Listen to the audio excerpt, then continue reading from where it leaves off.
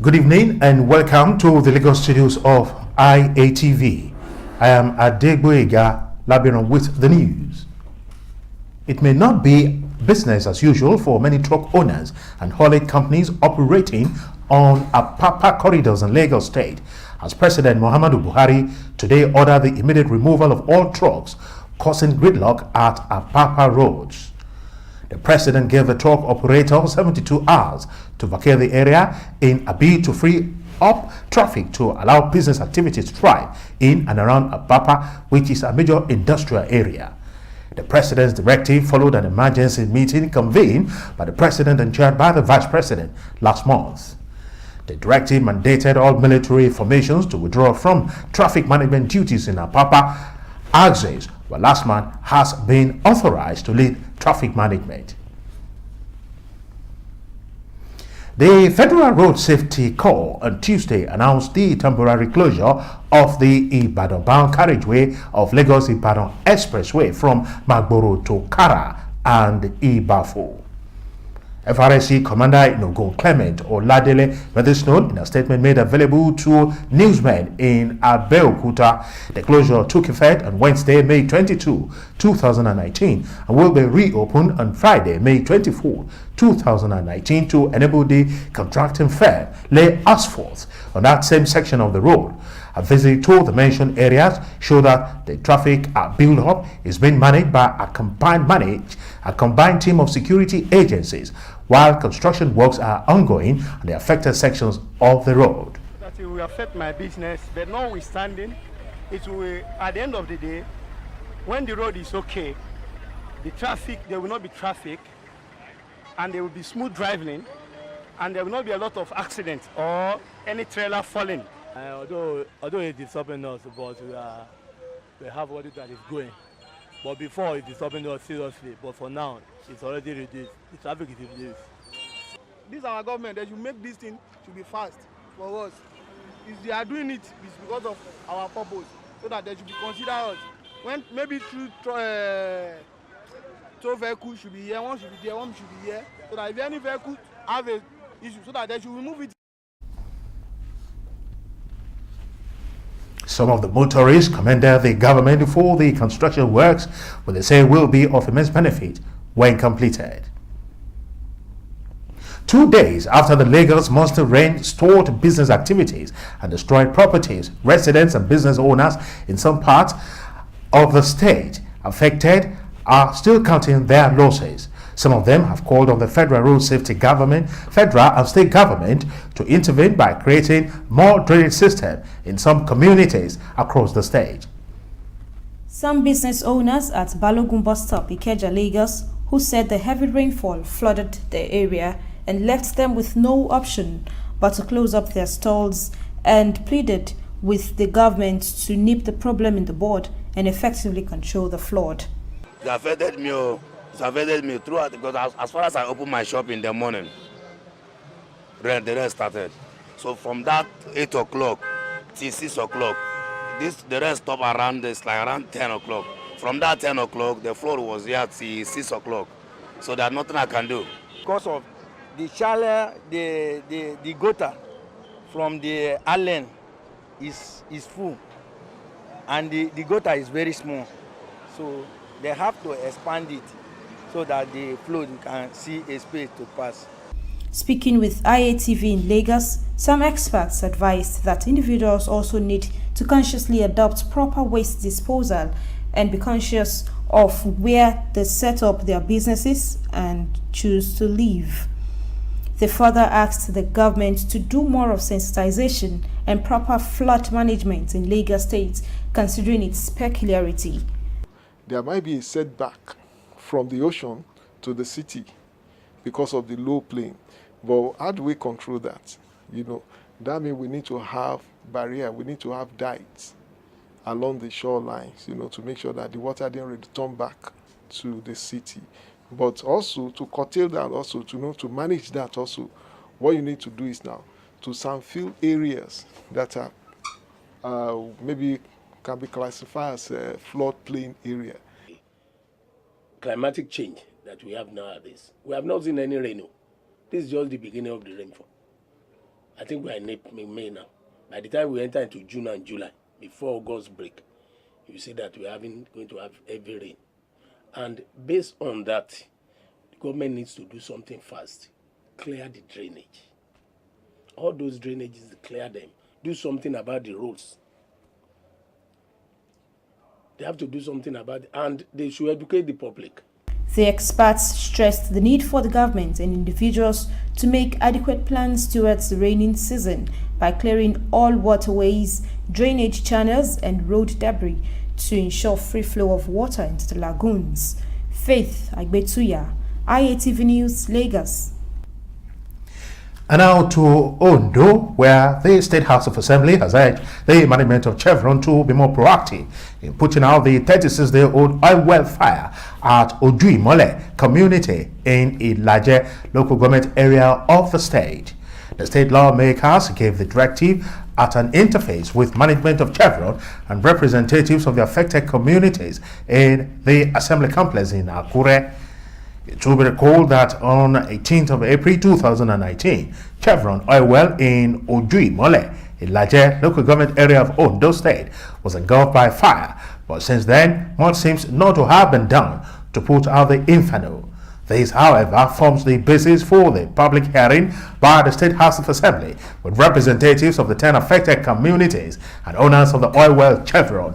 The Speaker of the State House of Assembly, Bandele Oloye Logun, charged the owner of the facility, Chevron, to do the needful. Also, in their various submissions, representatives of the affected communities led by Akin Runto said the means of livelihood are threatened and their health is in danger. Through details, read details of those people to represent them when any meeting is called. The livelihood of our people. People are already being battered, and now somebody is putting more salt into our injury. The effect goes beyond Ojuimole community. Yes. While for the Chevron team led by the General Manager, Policy, Government and Public Affairs, Brikin Esimaje, efforts are ongoing to put out the fire. It remains to be seen how soon the month-old inferno will be put out and succor come the way of people of the affected communities. Meant to deal with the fire are already on ground. They are opening up channels to be able to ensure that they can assess the fire and deal with it.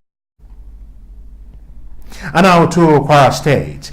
The Independent National Electoral Commission, INEC, has dismissed reports that it has been asked to produce the senior school certificate examination results of the Kwara State Governor-elect Abdulrahman Abdulrazak. Counsel to INEC, Roland Otaru, Senior Advocate of Nigeria, speaking outside the tribunal sitting today, said that at no time did the state governorship election petition tribunal ordered the body to produce the document that he said was clearly a public record. He said the governor-elect had presented his certificate, which was very genuine, as there was nothing like falsification of results or whatever. We don't have any issues. We don't have any issues to this document, but the document submitted by the second respondent, they are just copies of documents that were submitted to INEC, documents that were attached to the second respondent's INEC from CF001.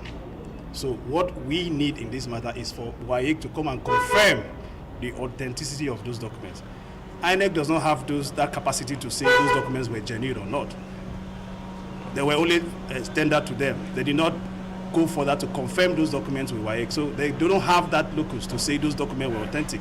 It is only WAEC that can say so. And we are going to... No. I think it was very wrong. The tribunal did not order NEC to produce any certificate of anybody because on our own side, the documents we pleaded are the documents that were used for the conduct of the election, the results of the election. So it is the petitioner, if they want to tender any document, the onus is on them. And now the business news. Observers of economic activity say erratic power outages have constituted a slow growth in the progress anticipated for the business endeavors of an entrepreneur. In October called, the Federal Executive Council approved an intervention fund to the generating companies, part of which expectedly should be paid as money owed to Nigerian bulk electricity traders. IETV Business News spoke with electricity consumers who maintain the issues at stake for the prosperity of their daily economic projections are more desperate than what some imagined. Time ago, an international observer in a report described Nigerians as the happiest people on earth because, irrespective of appalling situation, Nigerians will always encourage themselves that all will be well. However, this scenario can no longer be said of Nigerians who are daily embarrassed by power outages at the slightest opportunity. Power is essential for promoting human endeavors, especially from the economic point of view. There are human settlements that do not experience power supply within a space of 2 weeks and beyond. It, however, could be worse in some other instances. Things are no longer the same after Power Holding Corporation of Nigeria was unbundled into generating, transmission, and distribution companies. It has been one complaint or the other, ranging from bad transformer to weak overhead cables and inability to pay for electricity supply. Make this inverter affordable for the masses, or those give them free inverters. It's having a kind of political undertone. That is why for these past years, the present government has not been able to do something meaningful. Sure, you get it. To, alleviate the sufferings of the people that are making use of this power. Very recently, the federal government gave an intervention fund to support the power sector. It will be recalled that the generating companies owe Nigerian bulk electricity traders. Observers are of the view that issues at stake are more urgent than an intervention fund. Some of these include old infrastructures, lack of sincerity on the part of operators. IATV Business News spoke with some observers who suggested the way forward. If our president can just try to chase out all the companies producing generators and come back to us and design a blueprint and come with that blueprint and let the private companies have hands on this unit of electricity, I think this problem will be solved. If they are able to support the government of the day, I will keep on saying that. Then we have a kind of improvement in that regard. Unless the government takes a kind of decisive action against the the stakeholders, I'm telling you, we won't have improvement in that regard. That's my own submission. Analysts have maintained that a resolution of the power situation in Nigeria would amount to alleviating poverty, consequent upon which artisans can meet deadlines in their daily endeavors.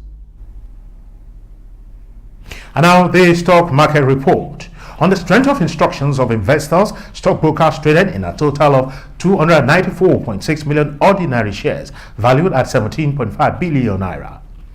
At the close of trading today on the floor of the Nigerian Stock Exchange, MTN Nigeria recorded the highest volume of trade with a total of 93.7 million ordinary shares valued at 13.6 million naira. Zenith Bank came second on the activity chart with 29.5 million ordinary shares valued at 566.5 million naira. Dangote Cement PLC led the pack of gainers with 18 naira to close trading as 185 naira. MTN Nigeria came second with 13 naira 15 kobo to close trading at 131 naira 15 kobo. On the other hand, Nestle Nigeria PLC topped the losers chart with a drop of 110 naira in its share value to close trading at 1,430 naira. ETI also dropped 85 kobo in its share value to close trading at 10 naira. All share index closed trading at 31,145.15 points in 4,835 transactions, while market capitalization ended today's trading at 13.7 trillion naira. And that's the size of our package from the Lagos studios of RATV. I am Adegboyega Labiron. Thanking you for finding time to join us. And now handing you to our Ibadan studios for the rest of the news. Good evening.